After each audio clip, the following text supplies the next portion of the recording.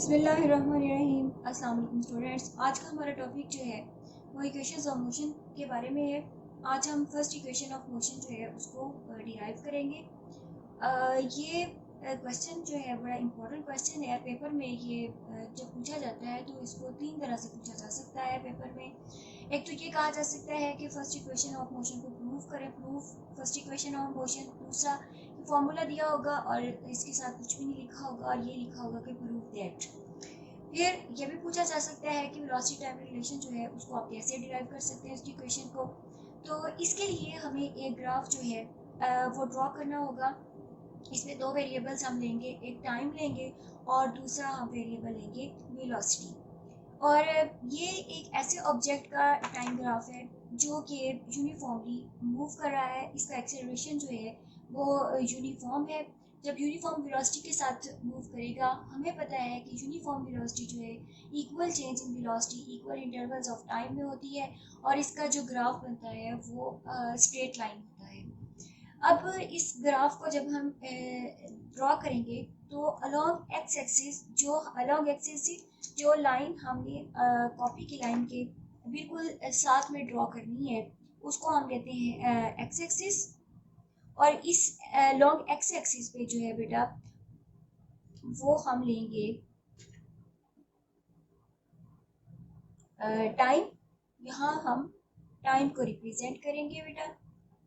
Okay, ये हमारा origin है। ओरिजिन से हम जो वर्टिकल लाइन लगाएंगे वो वाई एक्सिस को शो करती है।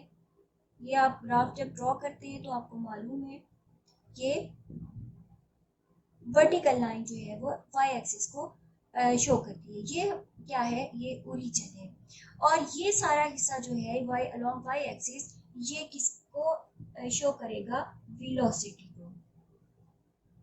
ओके, अब यूनिफॉर्मली जब ऑब्जेक्ट मूव कर रहा है इस टाइम ग्राफ में हमने ओरिजिन से जो है वो उसकी मोशन को नहीं कंसीडर करना। हम कहते हैं कि कुछ टाइम स्पेंड करने के बाद, कुछ टाइम के बाद वो कुछ गेन करती है वेलोसिटी। उस वेलोसिटी को हम कहते हैं कि ये वी आई है और यहाँ पॉइंट जो है वो ए है। ए पॉइंट से ये स्ट्रेट लाइन एक्सेलरेशन जो है वो गेन कर लेता है। स्ट्रेट लाइन मींस कि यूनिफॉर्मली एक्सीलरेशन गेन करता है और ग्राफ जो है वो हमारे पास क्या आ जाता है? स्ट्रेट लाइन ग्राफ आएगा। अब हम इसकी नीचे लाइन के साथ इसको मिलाते हैं कि हमने वैल्यू जो है वो फाइनल क्या लेनी है, वो हमारे पास ये आ गई। ठीक है, अब ए को हम इसके साथ जोड़ देते हैं, इधर मिलाते हैं बेटा। ओके, और इनको हम अब पॉइंट्स के नाम से देखते हैं कि कौन कौन से पॉइंट जो है वो हम इनको रिप्रेजेंट करते हैं। ये हो गया ए, ये क्या हो गया बी, ये क्या हो गया सी और ये क्या हो गया डी। अब इसके बिल्कुल सीध में जहां पर इधर से वी एफ खत्म होगी यहाँ पर वी एफ एंड होगा, इसको हम रिप्रेजेंट करेंगे ई से। अब इस टाइम ग्राफ को जरा ध्यान से देखें। इस टाइम ग्राफ में जो ए बी लाइन है ये यूनिफॉर्म एक्सेलरेशन को रिप्रेजेंट कर रही है। हमने यूनिफॉर्म एक्सेलरेशन का ग्राफ जो था उसको देख चुके हैं, पढ़ चुके हैं। ये इतना पोर्शन जो है वो एक रेक्टेंगुलर फॉर्म में है। तो रेक्टेंगुलर में हमें पता है सामने वाली साइड जो है वो एक दूसरे के इक्वल होती है, यानी लेंथ लेंथ की इक्वल होगी, विड्थ विड्थ के इक्वल होगी। तो ओ ए अगर वी आई के इक्वल है तो ऑटोमेटिकली ये किसके इक्वल हो जाएगा? सी डी के। इट मीन्स सी डी जो है वो वी आई के इक्वल होगा। लाइक दिस, अगर ये ओ ई वी एफ के इक्वल है तो इट मीन्स ये बी डी जो है वो भी वी एफ के इक्वल है। ओके, अब हम इसमें देखते हैं कि लिखना कैसे है। इसको हम लिखेंगे इन speed time graph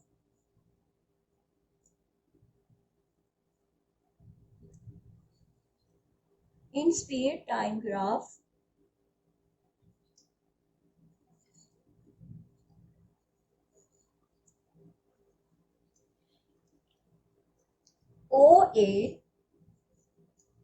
OA is is equal to C D के।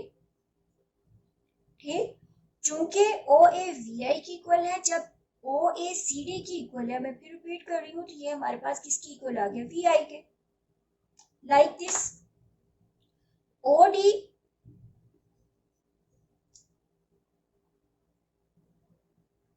Is equal to A C के। Okay, OD is equal to AC के। हमें मालूम है कि OD जो है T के इक्वल है, तो AC ऑटोमेटिकली T के इक्वल हो गया। That both are equal to time T के। इसी तरह OE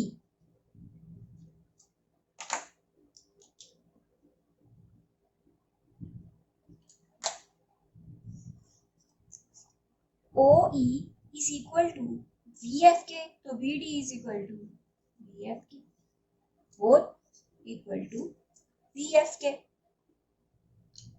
क्लियर? अब हम ये देखते हैं कि जो BD है वो किसके इक्वल है। देखिए जरा, BD को दो पार्ट्स में हमने डिवाइड किया हुआ है, एक CD है और दूसरा BC है। हम लिख सकते हैं कि BD is equal to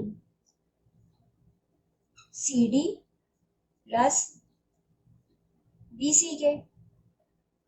clear? BD किसके इक्वल है, हमने देखा VF के। BD किसके इक्वल है, VF के। और CD किसके इक्वल है, VI के। ठीक है, अब हम ये दोनों वैल्यूज इस इक्वेशन में पुट कर लेते हैं। हम क्या लिखेंगे, इसको नेम दे देते हैं equation A। Okay,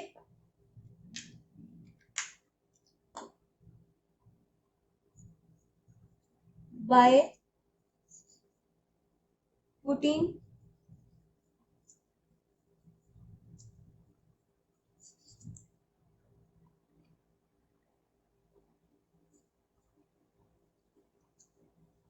values of BD and CD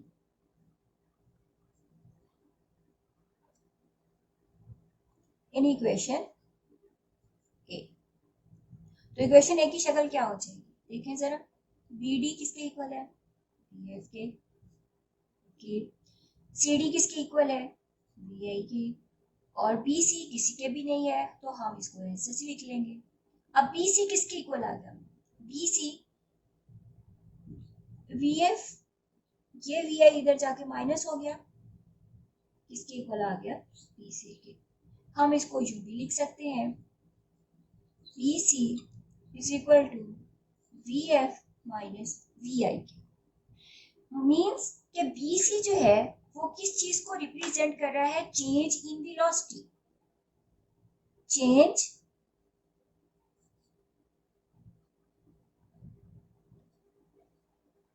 in velocity.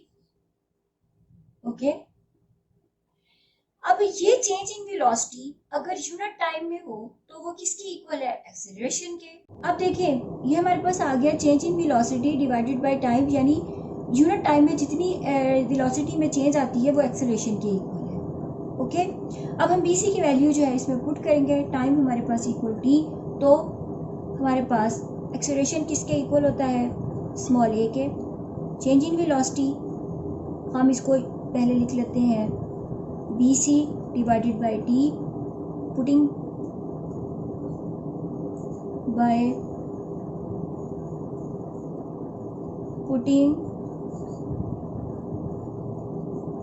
the value of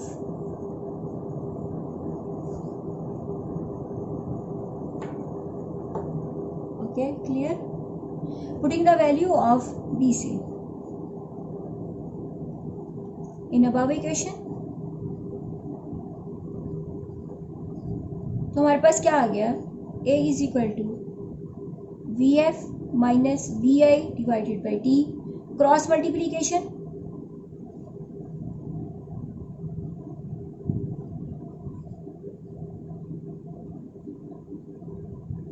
y cross multiply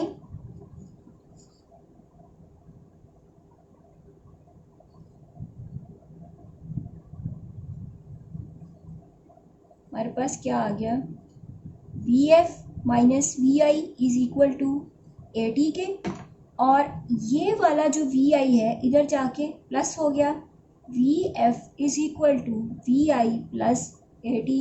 it is proved that V F is equal to V I plus A T.